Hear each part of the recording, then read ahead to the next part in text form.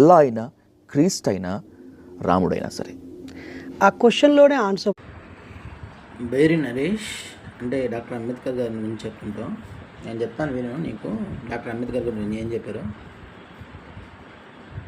దేవుడు అంటే మనలో ఉండే సంతోషాన్ని వ్యక్తపరిచే దానినే దైవత్వం అంటారు, దేవుడు అంటారు.